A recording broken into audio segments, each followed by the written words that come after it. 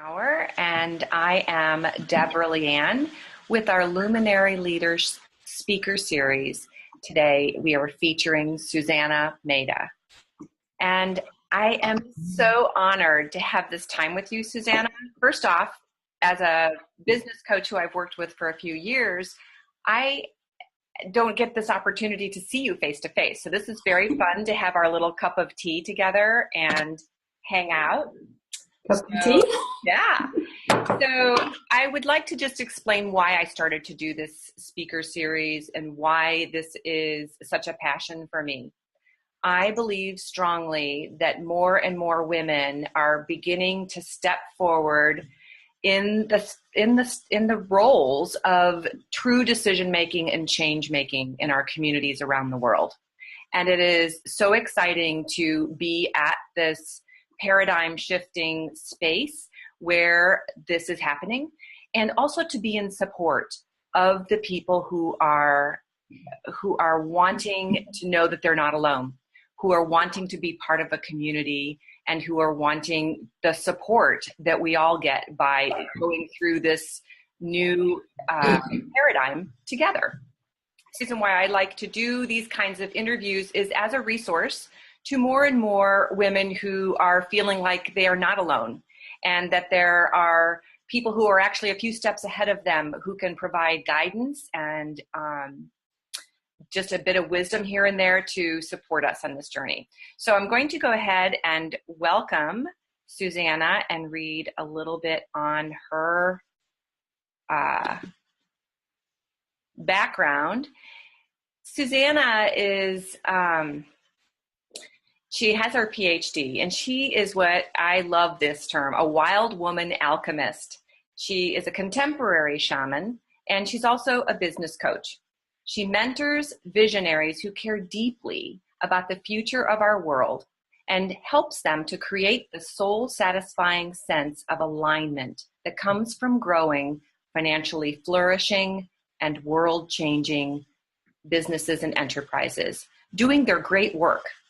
It's part of the bigger mission that she's leading to restore the sacred to how we do business so that conscious business can become a force for good in our world.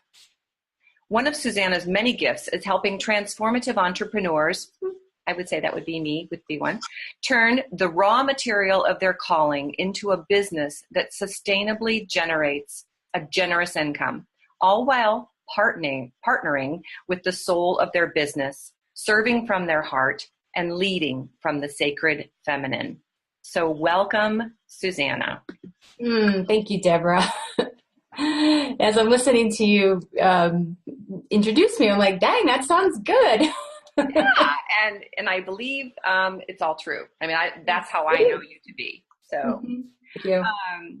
If we could just start off with, what I love is you've done such a variety of things in your life. Can you tell us a little bit of the arc that has brought you to this space of doing what you are doing now? And I know you're at the forefront of something new, but let's take us from I love your fascinating background, to where you are now. Can you do that? Okay. Sure. Yeah. Well, it's interesting. People often look at me and say, wow, you're so adventurous, but I came from a very risk-averse family, and there was never any idea of going into business for yourself, although it's funny that eventually we all did that. My grandmother would have stayed home forever because it was safer. So initially I thought I needed a proper career, and so I got a couple of degrees. I got a bachelor's in geology because I loved nature and rocks, and then I got a master's in hydrology because I loved water even more.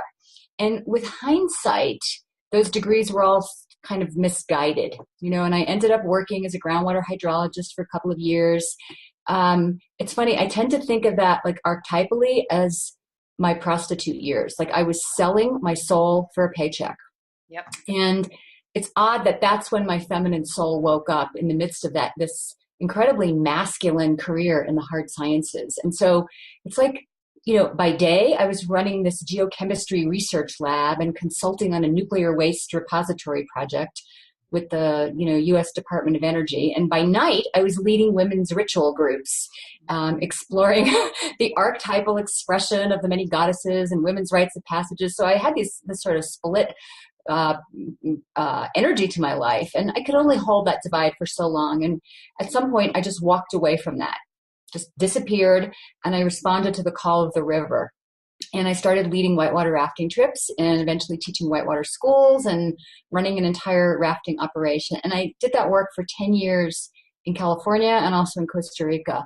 And what I discovered was what I loved most were the trips where the folks who showed up, and especially if they were women, they showed up scared and they were doubting themselves. And I was able to help them discover a new level of their power and to have fun doing so. And so between that and the women's rituals, I fell in love with transformation, and I felt how called I was to facilitate it, and that I needed a bigger context than leading river trips. And so I kind of got promptly swooped up into this PhD program on transformative learning and change. And honestly, it was an impulse buy. I was like, "Ooh, I like that. I'm in." And, it took 7 years to complete the purchase. I had no idea what I was really getting into. And while I was working on that, I started leading Vision Quest. I was a part-time academic advisor for an alternative college. And at some point, I tried to get what I would call or what other people called a real job, the real full-time job. But the interesting thing was I was overeducated and at the same time underqualified. And I was also way too much of a maverick for most organizations. And I did land this short stint as a transitional executive director for a small nature-based nonprofit. And when that ended, I was 46, and I made the decision that I was not interested in working for anyone else or trying to squeeze myself into some ill-fitting organizational structure, and it was time to start my own thing. And so I began with coaching, and it was really more of a practice. I had a handful of clients. It wasn't really yet a business.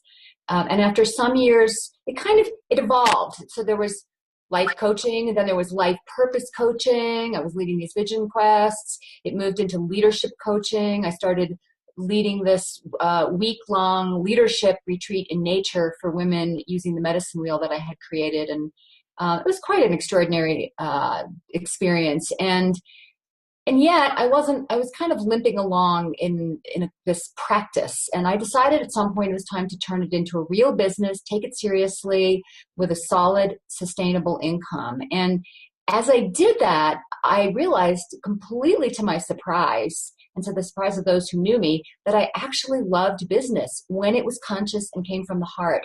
And that's when I shifted to helping entrepreneurs whose work is transformative in nature to grow businesses, thriving businesses with world-changing impacts, and to do so in partnership with the soul of their business or their great work. And then that's how I work with individuals. On a collective level, you mentioned it when you introduced me, my bigger mission is to help restore the sacred to how we do business so it can become a force for good and healing in the world. And you asked me well, you've got this very diverse history. I do. And I could have never imagined where I am now. I just had to kind of follow the next step and trust that it was taking me where I was meant to go. Wow. I love that. And we're going to dig a little bit deeper into some of that in just a minute. But okay. I am so curious. I don't know this about you. I've never asked this, but recently Oprah was talking to Christiane Northrup on one of her interviews about, what most women of influence have is they hold very sacred their morning ritual. And I would love to know, would you share with us what's your morning ritual? How do you start your days?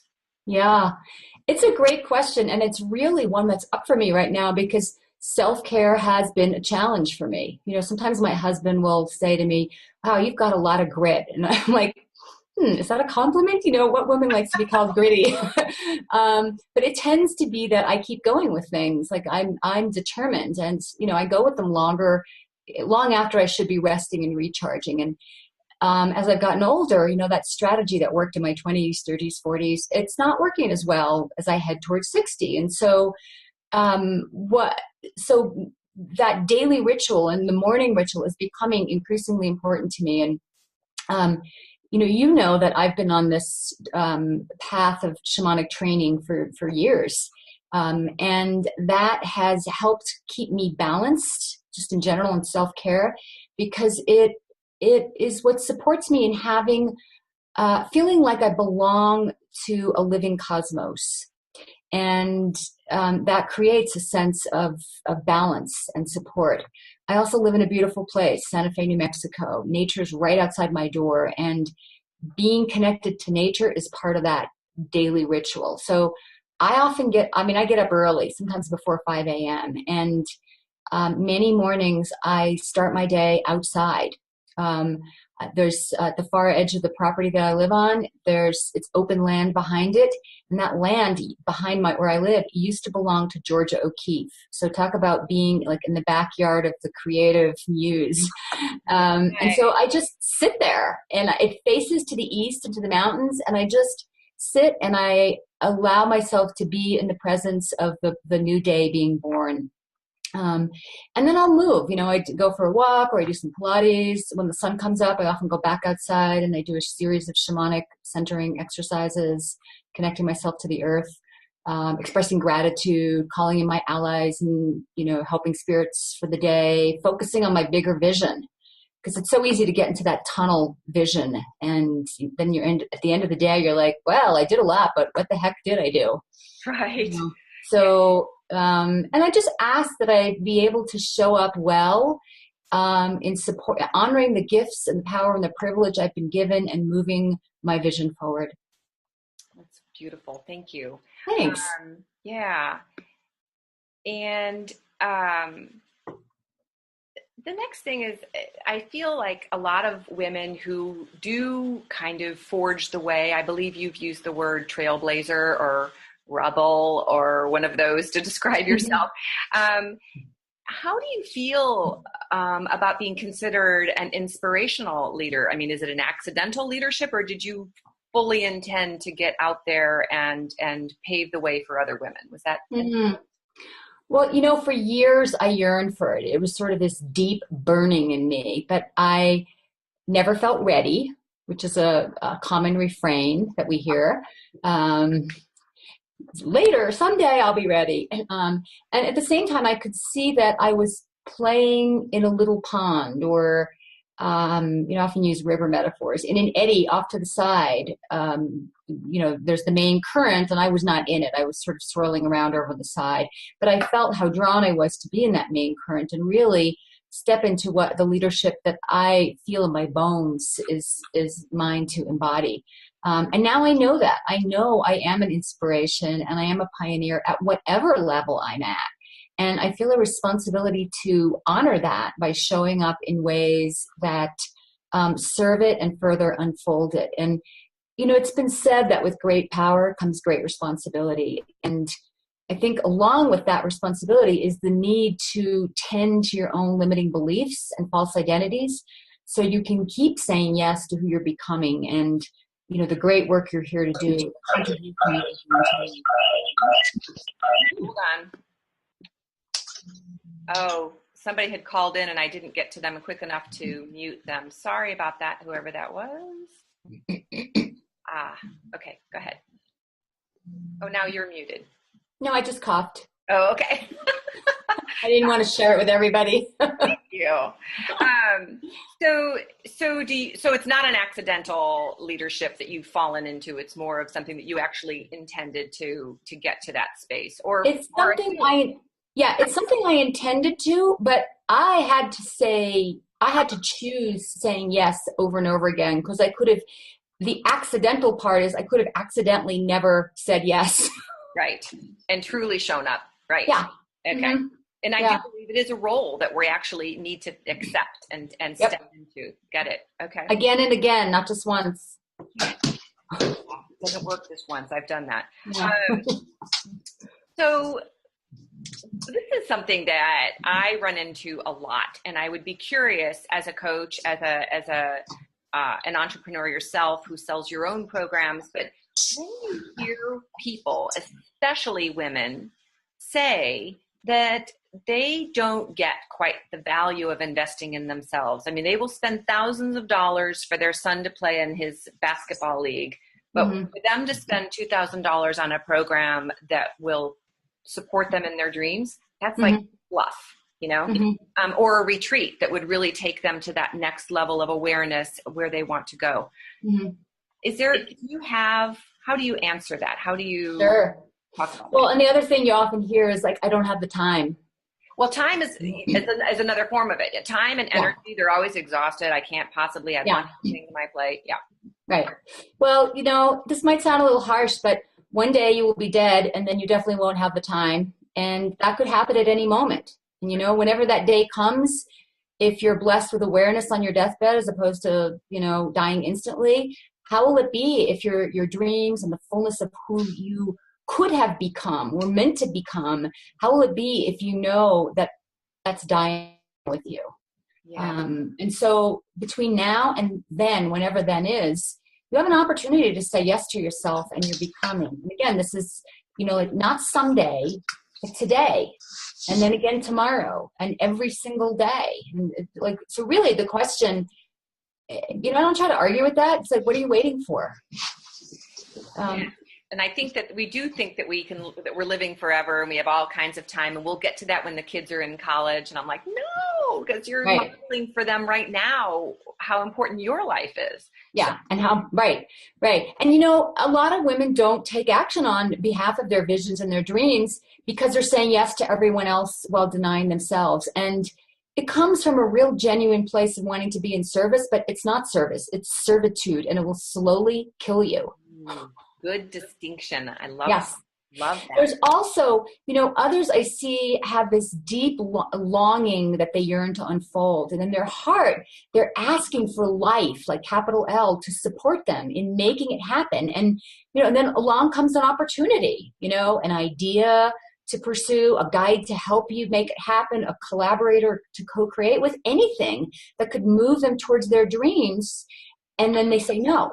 For any number of reasons that appear to make sense on one level, but on a deeper level make no sense at all. And the question I would offer is, how many times do you think life will keep offering you opportunities in response to your desire if you keep saying, no, I don't have the time, some other time, Yeah. So good point. Thank you for that. There it is. I think, yes, because I think a lot of us are in that position where we are needing to either get other people on board or to sign up for our programs, so I appreciate that, because it is exhausting to talk with women who constantly they want something more and then they won't allow themselves to get there. So I love this. Tell me, what the heck is the soul of your business? Or you call it sometimes your great work. Tell me what do you mean by that? Well, I could say a whole bunch here, so I'll say some things and you tell me if you want to know more or stop me if I'm already saying too much. So you were born with a purpose. There's a particular calling in you that can express itself in a variety of ways, and you've responded to that, and you've either birthed a business venture or you've been unfolding a career path to serve as the vehicle for transforming that raw material of your calling into a thriving livelihood that makes the kind of difference you want to make. And now, I work with entrepreneurs, so I frame it as the soul of your business. But if you're on a career path, you can think of it more as the soul of your great work. And I like to call it your great work, not just your work, because I think it adds a certain dignity and even divinity to what you're doing. And so back to this idea of birthing, a business or a career, I want you to really consider that your great work. And is there someone that's not muted? Yeah, Oh, here. It's me. I'm sorry. I did it. No worries. Fixed. No worries.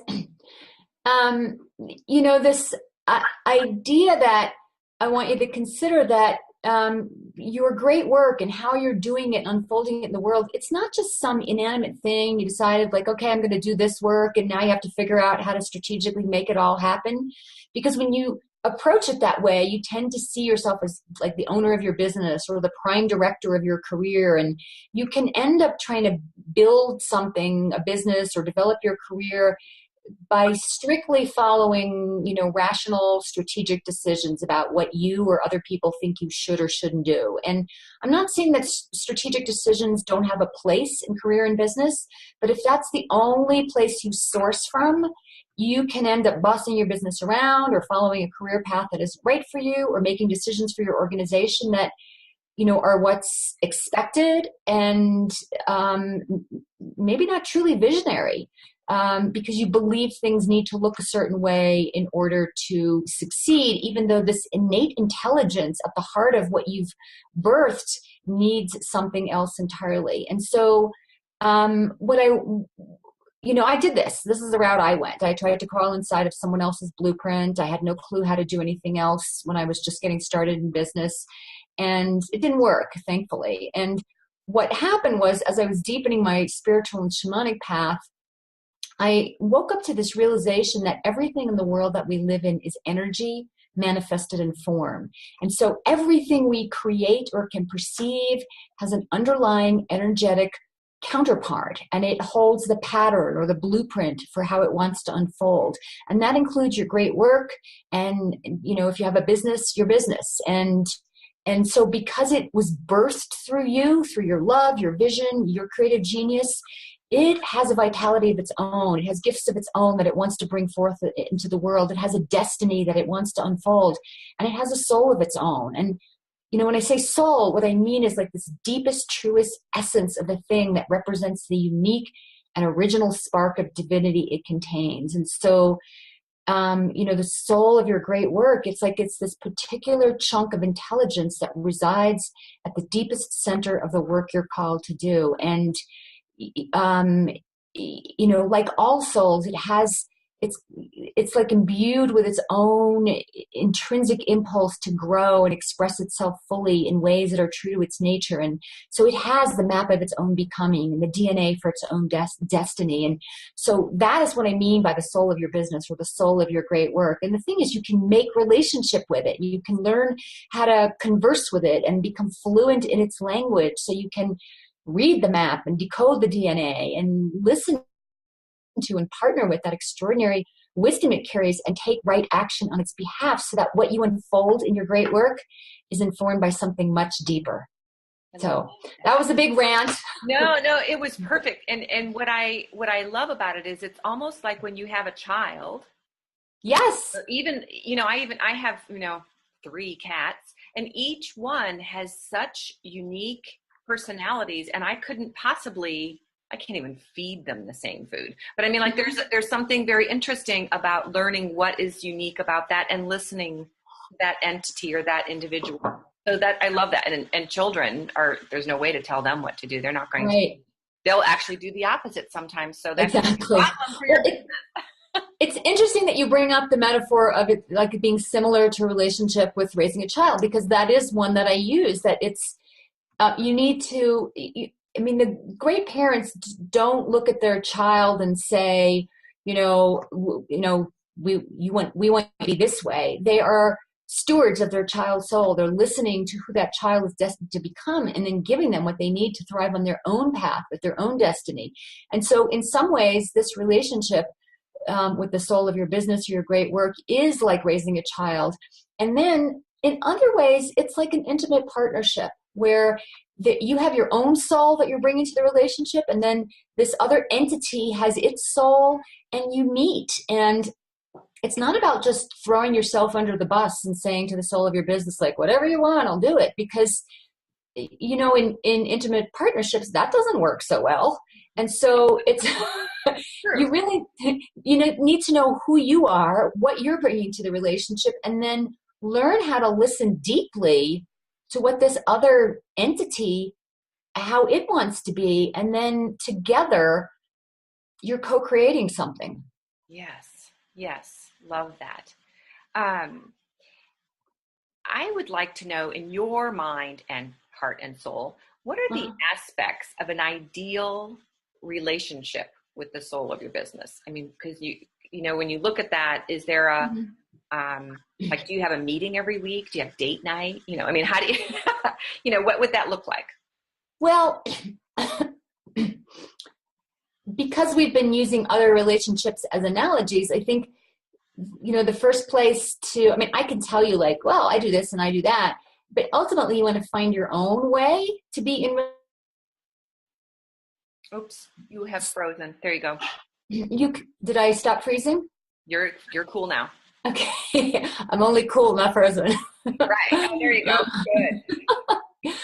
So ultimately, like, look at relationships that are healthy, positive relationships in your life. And when you think about those, one of the things that comes to mind is you show up for them consistently. You don't ignore it for 20 years and then suddenly go, talk to me. Tell me what you need. It's going to be like, who are you? Why should I trust you? So, oh, you're frozen. did I freeze again? Yeah. Do you have any other browser windows open? I do, but I don't know how to shut them all down now. Okay. I don't have much that's doing a lot. Okay. Well, I mean, now you're back fine. I just was curious if there was something that was getting in the way, but so you're cool. Yeah. So it's showing up consistently. It's listening, deep listening without superimposing your thing on it. It doesn't mean your thing doesn't come into play in the conversation, but you want to be able to listen open-heartedly to what's being shared from the soul of your business, and then you can have a conversation. So deep listening is really a part of it. One of the things I do, and you've experienced this, is when I said, how can you access the language of soul? One of the ways I do it is with what's called the medicine walk with the soul of your business or the soul of your great work. And it's an intentional walk in nature where I take an inquiry, out, and I don't think about it. I'm not thinking my way to an answer. I'm just taking the question and allowing my encounter with nature, capital N, what we think of as out there nature, to reflect back the inner nature, the language of soul. And that often, will give me great insight into what the soul of my business has to say about a particular inquiry. So I do that I do it when I need to, but I also do it at key times of the year. So every fall I do, it could be a series of medicine walks to vision the next year. Like 2 years ago, I did one walk and boom, it was all right there. Last year I had to do 3. It's like I did the first one. I'm like, oh, there's a great chunk, but it's not complete. So then I did another one. And when I finally got to the third one, I was like, I get it now. So it's a way to vision. It's a way to ask questions, never yes, no questions. Should I do this? Should I not do this? But if you have a question like that, it'd be more, you'd go out with the inquiry, show me the nature of this decision. And then you would get information that would allow you to make your own decision. Because my sense is that spirit is not interested in telling us what to do, but empowering us to be the agents of free will that we are and make our own decisions. But there's help to be had exploring contours. Definitely. And I love that tool. It's something that I employ. I've actually taught some of my coaching clients, and I'm not as well versed in it. You know what I did the other day when I went out for mine is I was asking a question, and when I came home, I didn't have the chance to sit down and write it all out. But what I thought, because I processed this way anyways, I recorded it like I was talking to you. I went through the essence of what I remembered about the walk. And so then when I listen back to that, that's when I hear yes, is even deeper. So it was having to dump it out, and then going back in and looking and seeing between the words what's the messages there. So it's actually a great tool. Yeah. Lovely. Yeah. This is where I believe my work really makes a difference for women, is about presence, being heard, being in their bodies, and growing their own confidence in their skills and innate gifts. And I am curious, did you grow through a discomfort stage of being seen or any kind of up-leveling as you were growing your business? Of course.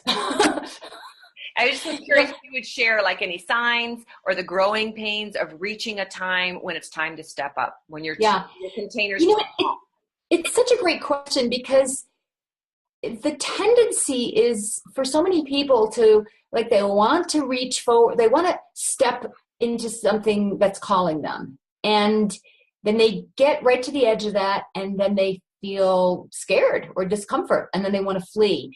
And they believe the discomfort. They believe that it's telling them to flee. And the truth is that fear is really an evolutionary impulse hardwired into us that's meant to keep us safe in the face of imminent physical danger. And it works splendidly in that regard. It does not work so well when faced with all of the stuff in your life where you're saying, I think I might want to grow beyond what I've been before. And so it's inevitable. And, you know, every time I reach a new level of being, I've discovered a new level of discomfort, which it's, you know, it's quite natural because every time you up level, you're stepping into new territory, and it comes with its own unique challenges, doubts, fears, what have you. It's sort of like new level, new devil. Mm-hmm. But Yeah. yeah. And so some of the signs that, you know, what you called growing pains, Mm-hmm. that you're, you know, that it's time for reaching up and stepping out. You're feeling uninspired by what you're doing. Used to delight you, now you're uninspired. You might even be bored.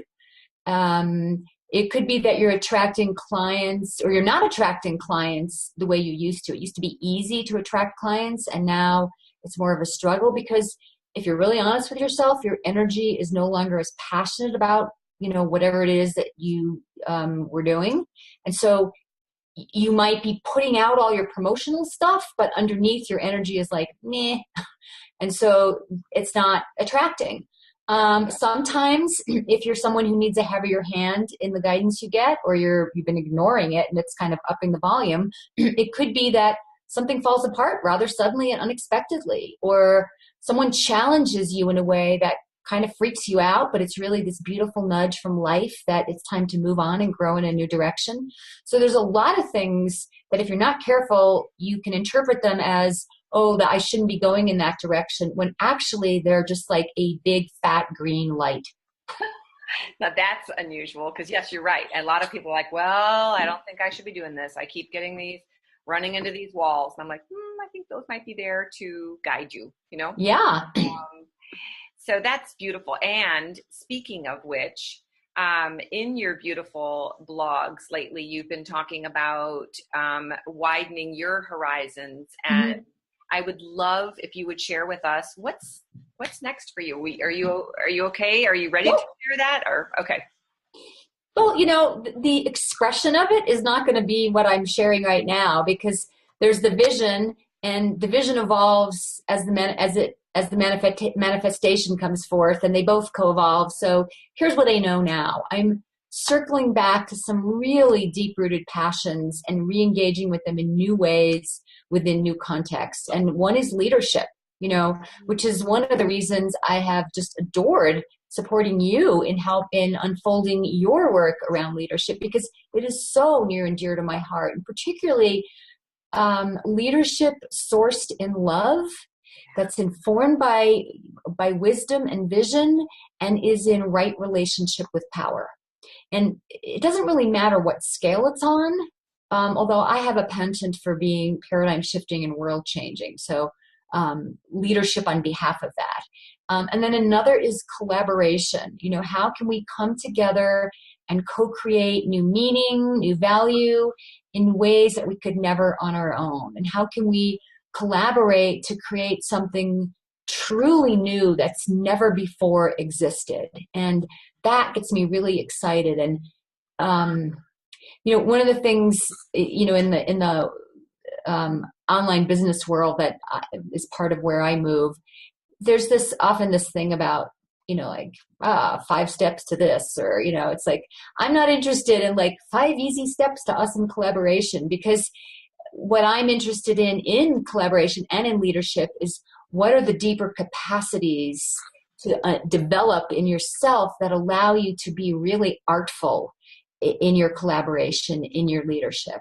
And because I'm drawn to the arena in which we humans exchange value, which is business, these are the contexts in which I'll be unfolding this new work around leadership and collaboration. And not surprisingly, I'm going to be doing it collaboratively. So Yay. that's where I'm headed next. Yes. And what I found interesting when I did research around the local leaders and change makers in the St. Louis area, two of the things that they came up with, that they as an overarching theme through all of the discussions, one of them was about their presence and not feeling comfortable in feeling like what they looked like and who they were out of sync. And so there's an overlap there, or a disconnect that we need to bring them back together. But the second one was about finding a safe circle, finding a place where they can let their hair down, share from that lonely place at the top as a leader, what's going on with them without the judgment, without the fear of any kind of, what do you call it, backstabbing or after effects from that. Right. And there's a lot of that, unfortunately, still within even the women's community. And so I love the term collaboration, and more people are going in that, but there's still, when I reach out to ask other women if they would like to do events with me, there's some that are like, yes, I would love that. And others that are like, no, thanks. I've got my tribe, and they might be the same as yours. And so we don't want to work together. So I would love to see that expand into a way of we all can grow and shift and be our best selves if we do work together for each other. So I love that.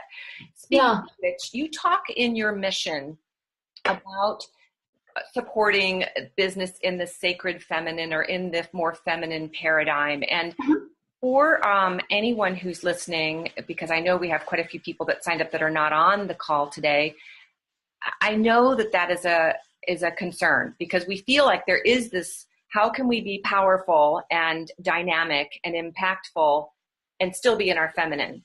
And this is the work that I'm near and dear, that's near and dear to my heart. But I would love to hear from your view. You specifically write that in your mission of that's the kind of business you want to support. Would you tell us what sacred business and what that coming from the feminine or from that view, or that container, what that looks like, or how we would recognize that?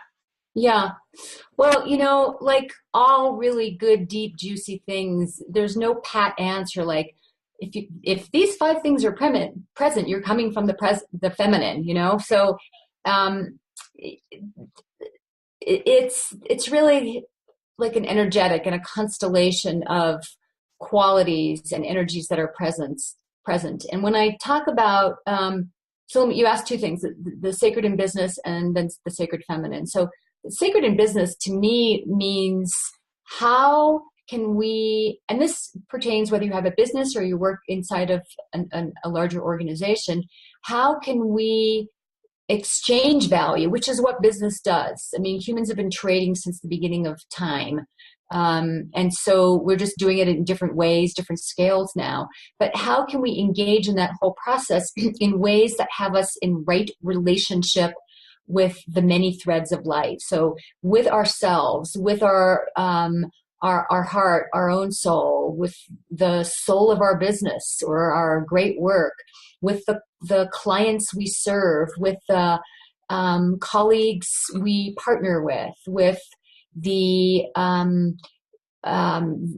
the communities that we call home, with the larger world that we're a part of. And I'm talking about human and more than human world, because let's just widen it beyond just an anthropocentric perspective. So and then coming into a right relationship with money, with power, with marketing, with vision, all of this. And so as we come into those right relationships, that begins to restore the sacred to business in my mind, and with spirit, all of this. So it's complex, it's many layered. In terms of what does the sacred feminine mean to me, the sacred, there's so many different goddess archetype or archetypes of the feminine. And I think when you first come to it as a concept, it's tempting to think that it's all soft and nicey and, it's Kuan Yin, but let's not forget Kali, who will rip your head off fast to like facilitate that death so that you can be reborn. There's a fierceness in the feminine as well. I mean, look at like any mother animal with, a mama bear or mama lion, they'll rip your head off if you threaten their creation. And so the sacred feminine is all of that. And I think what's really true, no matter how it expresses itself, is that it's deeply relational. And it recognizes that the whole world is woven together in relationship. Everything is in relationship with everything else. And some of these things, they're like invisible to us. Like if you imagine, if you have a wind chime hanging out in your yard, the wind chime by itself is silent. It's just a bunch of tubes. That's it. The wind, on the other hand, has no voice. But when they come into relationship, music is made.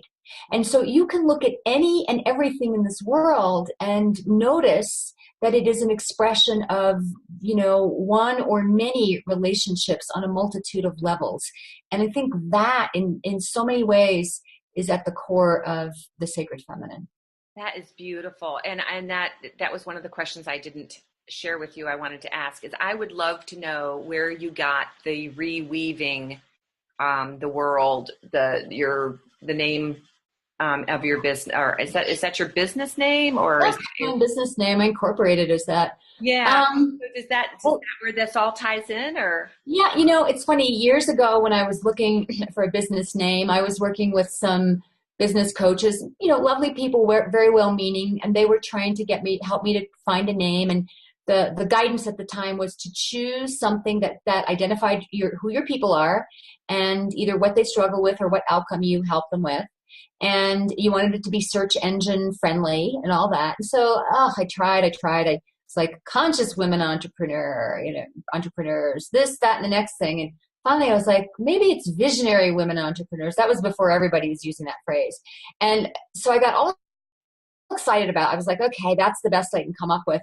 And I went to get it, and somebody had claimed it the day before. The day before. So I kind of took that as a message, like, these are all too small. I am complex, deep thinking, heart-centered. I really am visionary. Like I tend to be oriented towards what is the emerging future and how is it calling us forward on behalf of its creation. And so that kind of name was just like teeny tiny. And so I finally just said, the hell with that. I am, I don't need search engine friendly names. I'm going to go with a big umbrella that feels like I could unfold a lifetime of work under it. And it really is about recognizing that so many of the threads in our world are unraveling. And I remember saying that in 2008, and somebody said, what? Unraveling? But they were, and more they are. And so, those of us who are leaders and are visionary leaders, we have the capacity to take those threads and reweave something new. Not reweave the old thing, but reweave something new. And that's, no matter what the focus of my work is, it falls under that umbrella. I love that. I never heard the story behind that, so thank you. Thanks for asking. Yeah. So I would love to have anyone who will be listening to this either now or later know how to reach you. If they wanted to learn more about working with you, if they wanted to learn more about getting on your mailing list or anything, because you write such beautiful blogs. And how would you suggest that they find you and get in connection with you? Well, my website is, no surprise, www.reweavingtheworld.com. And I'm in the midst of a complete rebranding and website redo, which is taking longer than I thought. They do that. So, what's there is there, and sometime this summer, hopefully, it will express itself in a new way. So that's where you can go, and you can, choose to look around, see what's there. But I would actually love to offer a free gift. Can I do that? Okay. Would anybody So, care? I don't think so. what was that? I said, I don't think anybody would care. So Yeah. Okay. Yeah. Who's going to say like, no free gift? So this is because we talked about, partnering with the soul of your business, your great work. And we talked about ways that we've experienced it through doing a medicine walk with the soul of your business, great work. And so that's my gift to you. It's a self-guided medicine walk. I call it a medicine walk with the soul of your business. And remember, if you don't have your own business, you can think of it as, a medicine walk with the soul of your great work. And every time you see a soul of your business, you just substitute that. And so it's just a little mini program that guides you through embarking on your own medicine walk in nature and unpacking what you experience in a way that reveals the wisdom and the insight that you're looking for, and how the soul of your great work wants to authentically express itself, and then what it needs from you to do so. That's what going through this can open you up to. It can also help you, begin to cultivate this new relationship with your great work, so it can become more of a trusted partner on this journey of, being a leader and making the difference you're here to make. And so, I don't know if you can jot this down somewhere else, but I'll give it now if there's a place that you can I'll put type it right here for them. Okay. It's tinyurl.com /medicine walk. Okay. And actually, I believe if you do that, you'll also then start receiving my articles that I send out. They get posted on a blog. If you like them, great. If they inspire you, awesome. If you feel like, well, that's not really my thing, no worries. Receive the gift, and then you can always opt out. Totally no hard feelings. And an easy way to connect with you is on your Facebook. I love the community that you have created there. Oh, right. Yeah, please tell them about that, or I can put that on here. It's I don't have the link here. It's kind of a long Facebooky link, but you basically look for the soul of your business community. But it is tend to be focused around business. So, but if you're in an organization, you're in business. It may not be your own business, but you're in that field. Well, Lisa has her own business. I don't know about Carolyn. And I know that the other 3 women that were had signed up or said they were interested and signed up last night all said that they are entrepreneurs and entrepreneurs. So Great. I know that'll be fabulous. And come on over to that, because we're having some unusual conversations there that don't happen elsewhere. For sure. I love that. And thanks for remembering that. Yeah, I love it, because it's just one of my most favorite. I mean, with all of the bazillion groups that I'm on. Let's see. And do you guys have any other questions? I'm not. Somebody just joined the Facebook community. Welcome, Lisa. Oh, there she is. That was fast. You're an action taker. Yeah. Yay. And let's see. And Lisa's on Fast Track, man. She just signed up to do some really cool stuff this year. So we'll see what happens with her. Fabulous. So if we don't have any other questions, then I think we might go ahead and sign off. And an extra bonus of a little bit of time never hurts anyone. And I just want to say that this is exactly what I wanted to create, Susanna. So thank you so much for taking the time with me today. My pleasure. So much beautiful nuggets in here, and that this is the kind of recording that people can listen to again and again and get another layer of it. So I so thank you for your time, and for you folks who joined us live, and for anyone else who listens to this later on. And Lisa says, it's been my pleasure. Oh, good. Thank you, Lisa, too. She says, thank you both. Look forward to more in the future.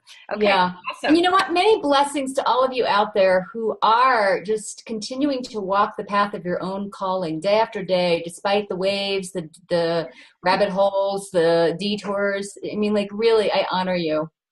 Thanks, because we're all in this together. So, Yes. okay, excellent. Well, I will talk to you soon, Susanna, and the rest of you guys. I hope to connect with you online. So, Okay. good care, Bye-bye. everybody. Bye.